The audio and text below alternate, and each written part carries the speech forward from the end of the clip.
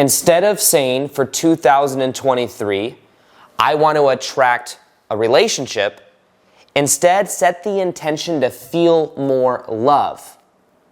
Instead of saying that you want to attract money or a higher paying job, instead say, I want to feel more security, or I intend to feel more security and freedom within myself. You see, what happens a lot of times when people set New Year's resolutions or they set goals is the goals are something that is an external thing. And the thing is, the way reality works is what we experience on the outside is simply a reflection of what we feel on the inside. And if instead of focusing on the external, which of course, it's like reality is like a mirror, reality is reflecting back the expression you're putting out, instead of saying, I want to attract a smiling reflection for 2023, then you say, instead, I want to smile. I want to feel happy in 2023. And then naturally, the outer reflection of life will begin to reflect that. One of the biggest challenges people have with setting goals, think about it. People set goals for 2023 or whatever year. What they do is, if you go to the gym January 1st, crazy busy. Everyone's signing up. Everyone is setting new habits. Habits are surface level.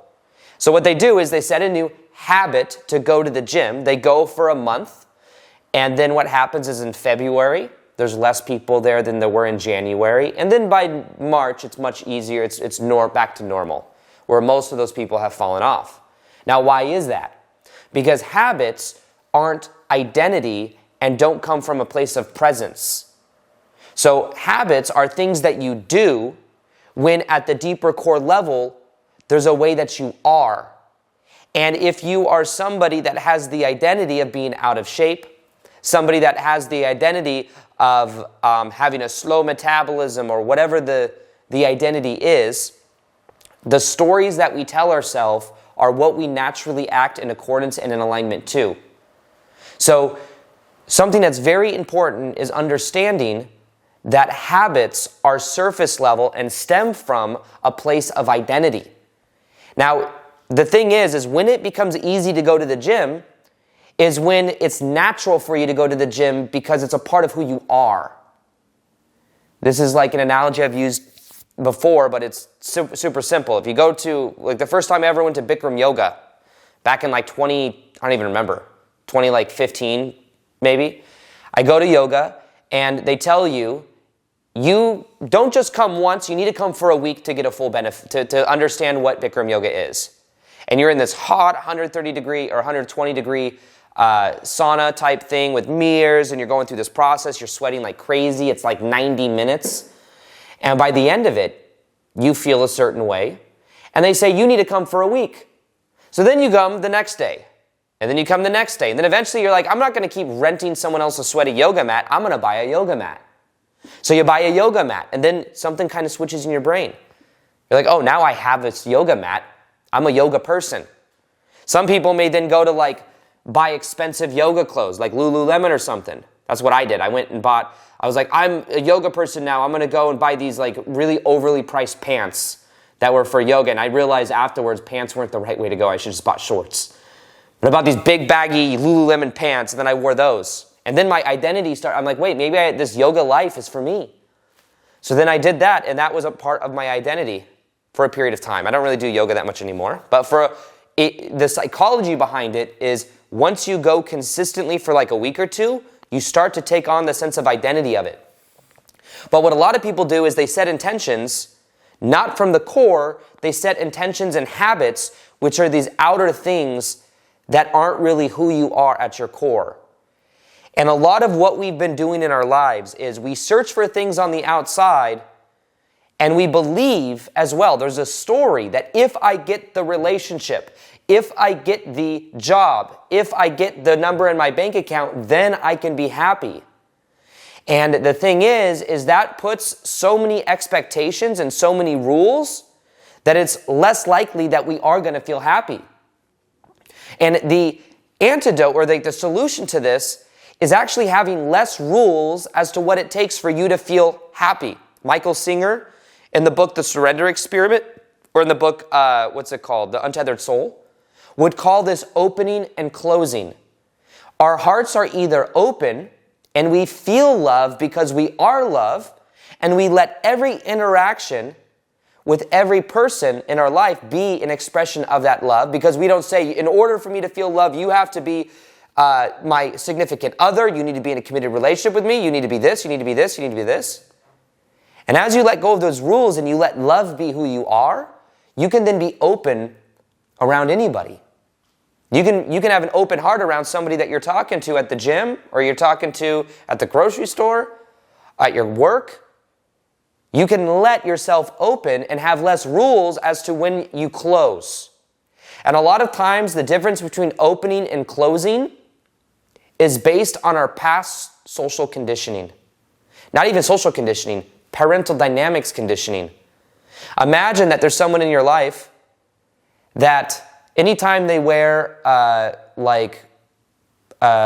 denim jacket, let's say somebody in your family when you were younger wore a denim jacket a lot, and you have a lot of negative connotations with that denim jacket. Maybe they would pick on you, or they would gaslight you.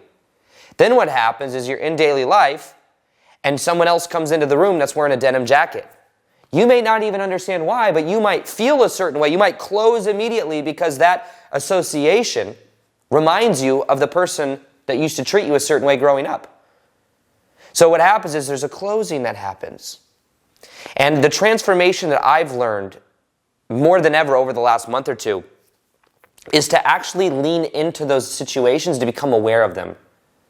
To lean into uncomfortable emotions and let life be something you can surrender to in 2023, where you can lean into your emotions, lean into what your triggers even. And as you accept them and as you feel them, you clear it from your energetic field.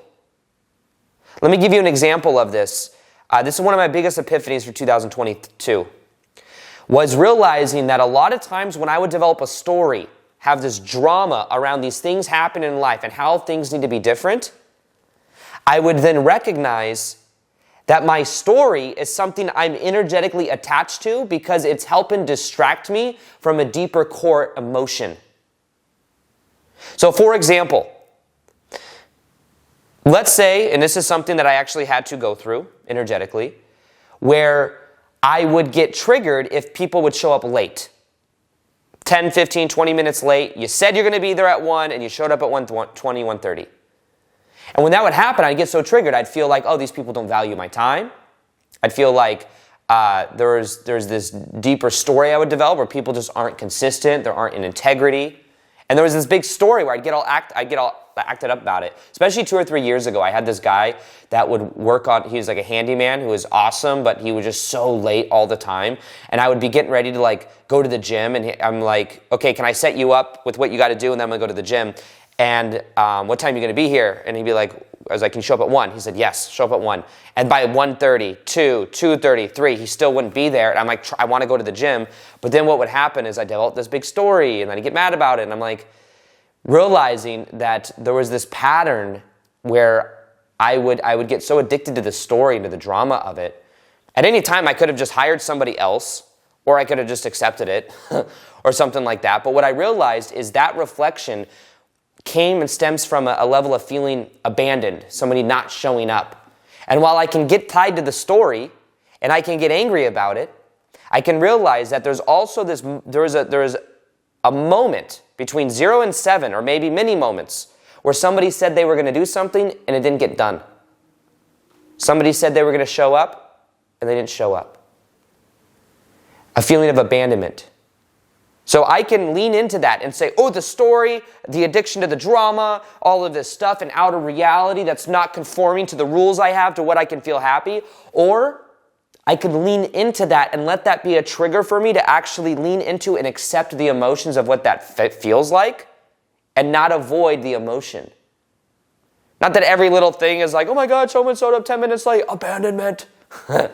Not saying that, but in general, Instead of getting tied to the story and the outer reality that's not conforming to how you want it to be, what I've learned for 2022 and what I'm bringing into 2023 is a new level of depth. We're realizing all the outer reality is reflecting back to me the inner reality I feel. And a lot of times the negative experience that we attract in our life is simply unprocessed childhood emotion that we haven't allowed ourselves to feel.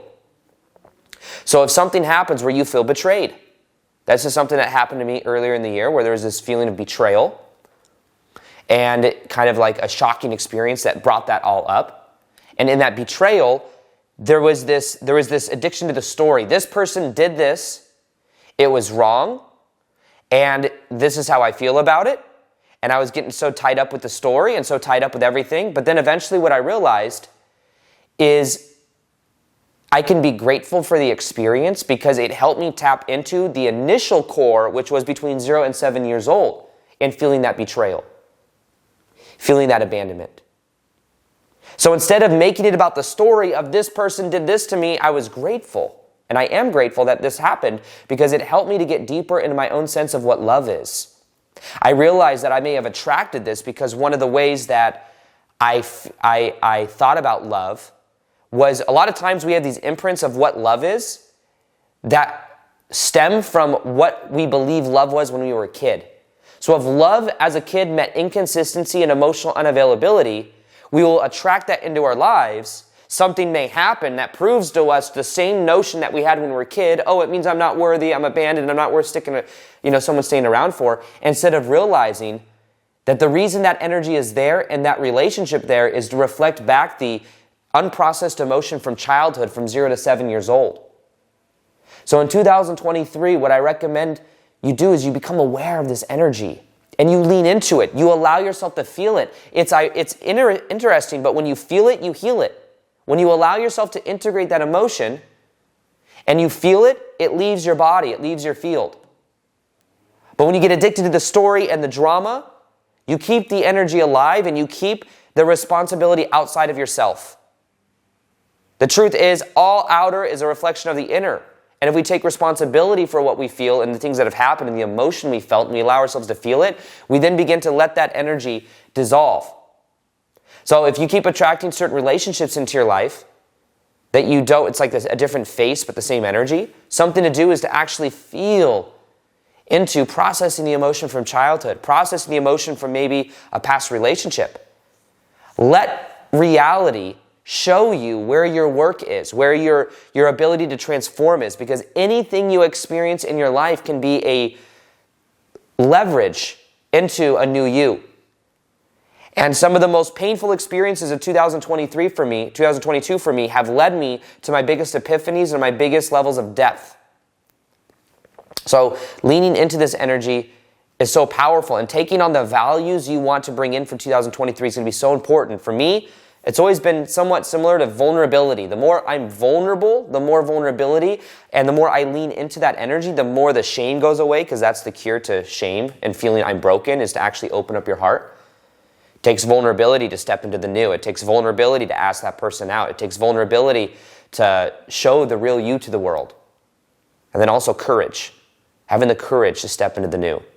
Having the courage to feel emotions that are uncomfortable. In 2023 for me, I would normally in January, I'd be doing some big 21-day challenge, which would make a whole bunch of abundance and all this stuff. And I'm intentionally not doing it this year because that's what my old identity, the old version of me would do. Instead, I'm running live events. And I'm finally doing it, planning live events. I think end of January will be my first one of the year. And then I'm just going to do them as consistently as I feel. But I feel like I need to get into this new energy. And I have to have courage to do that. And the key is knowing that as you expand that sense of identity, your identity is in a way your comfort zone. And if I realized that for a long time I viewed myself as a YouTuber.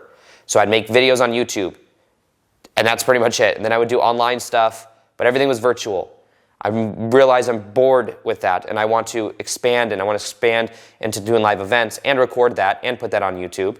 But I want to expand that, and then that will become my new, eventually live events will be my comfort zone. You will see it in a year or two from now. You will see me doing live events, and that will be my comfort zone. That'll be just who I am and what I do. And the key is making that choice for yourself of what that is. What is your current comfort zone? How can you expand it and trust the unknown? And how can you focus more on your internal reality of how you feel, letting outer reality be the leverage point and the pivot point into the present moment, and to feeling what comes up, and to not distracting yourself with the story of what everything else is happening in the world. And then from there, allowing yourself to really feel into that, knowing that as you do, it transforms absolutely everything. Now, one of the most powerful videos to watch next after this has to do with the 6 things you can do to completely transform your identity for this year. I made this video for 2022. It's just a step-by-step process. It will apply to 2023. Here's the 6 steps to completely transform your life. This episode, I'm going to show you the 6 steps that you can use to completely transform your life in 2022. I'm sure you've noticed 2021 has been a massive year of shadow work, a massive year of letting go, and the challenge is that